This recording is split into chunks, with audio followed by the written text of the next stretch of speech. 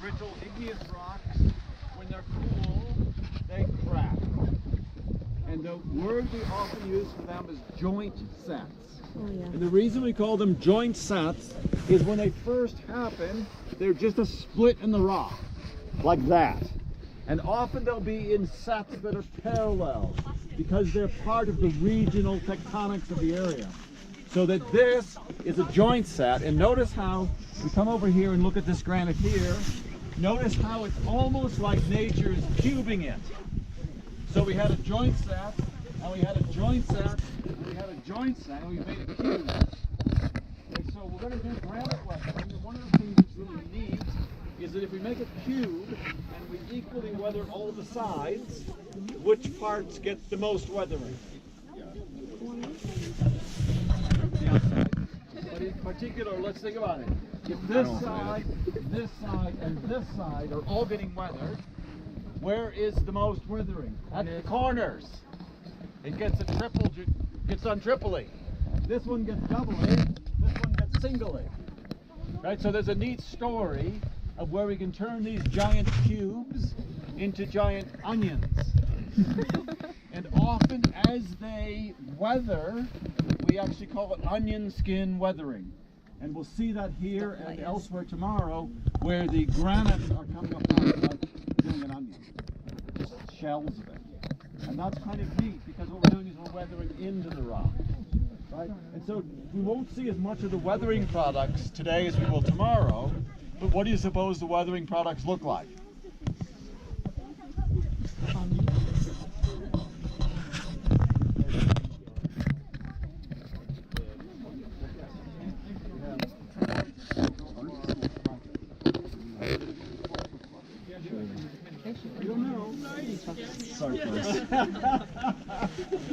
Okay, let's get a piece. I have a hammer with me if you need one. Let's get a piece of granite and look at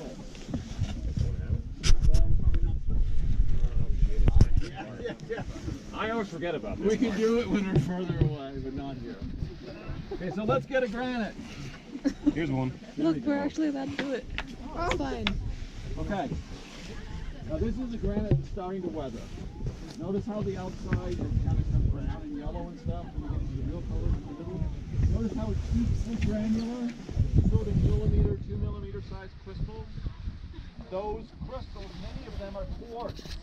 And those quartzes couldn't care less about low temperature solutions. The solubility of silica, SiO2, at room temperature is essentially zero.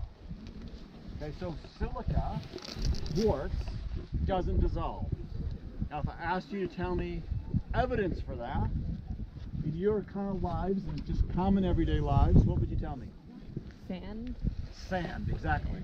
If the beach was dissolving, it wouldn't be there, right? Now, if we had 1,000-degree fluids at the beach, it would be dissolving, but we don't. So at room temperature, quartz is insoluble. So the quartz is a really fun thing. The quartz in this granite, once it disaggregates, is going to be a clast. And that clast is going to be mechanically carried down the river all the way to wherever the hell it ends up. Where does the snowy end up? You guys are supposed to know that. Yeah,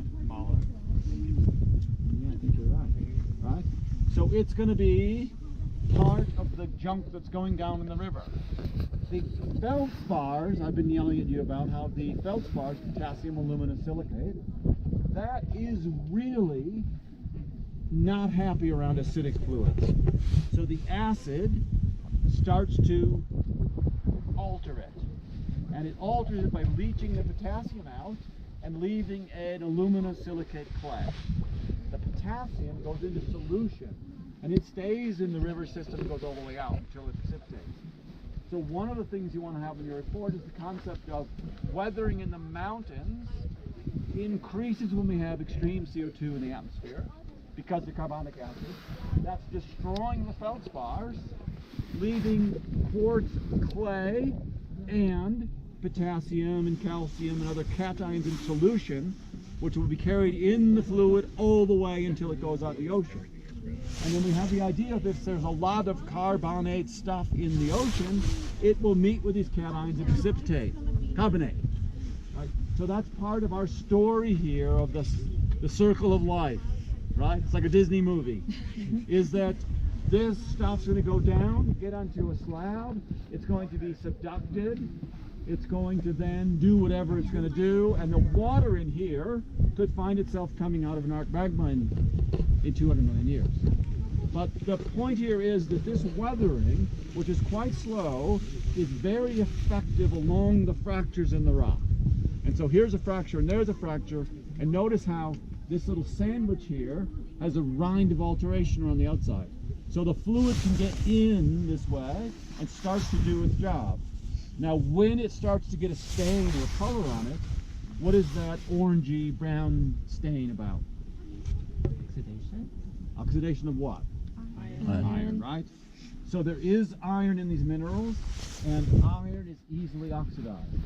So you guys know, I suppose, that iron can be iron 2+ or iron 3+, right? Ferrous or ferric. You've been through that? Right? You're happy with that? The minerals in this granite have all the 2+ iron, the reduced iron. As we oxidize it, it ruins that mineral because it's turning the iron 2 into iron 3. Iron 3, the oxidized iron, is the stable form of iron in this environment. Surface water. Because surface water has a lot of oxygen in it. So it's oxidizing it and turning it a color. So the color is different on this than it is on a fresh surface. Okay, so this is the granite. I'd like you to know, just like I asked you on the quiz yesterday, I gave you a rather intermediate granite that was intrusive, equigranular. I was accepting felsic or intermediate, not mafic. Right? It's not a mafic rock. It has a low density. It's a hydrous magma, and it's rising up into these deformed sediments because of water flux melting in the above the arc. We're all cool with that, right? So the granite is here, and you can see how much of this mountain belt is granite. Every one of these big lumps, those lumps are the top of a pluton. And a pluton is a giant gob of magma. And it was a gob of magma at sort of 50 kilometers deep that was rising buoyantly into the crust until it got stuck. And so the shape is a big brown blob because that's the shape of the chamber when it solidified.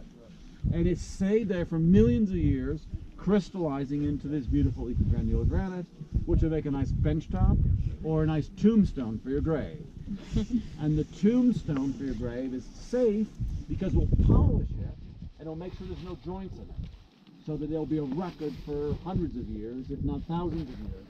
So that's telling us that the rate of weathering of this thing is on the order of millions of years. It's a very slow process to weather granite. If you go look at 100-year-old, beautifully polished granite tombstones, they look pretty good, right? On the other hand, carbonate tombstones often are dissolving. Why are they dissolving? They're trying to rain acidic. Exactly. Slightly acidic rain is dissolving them. Right, so that's the basic story. Now you want to make sure we see the sediments. We want to make sure we see the moraines. If we have time, we want to go down towards the blue lake and see the glacial striations. And we want to see all of that good stuff on the way. Okay, so is everybody happy? Good. Is anybody cold? Or? Yep. Cold? No way. My toes are frozen. This is a nice day.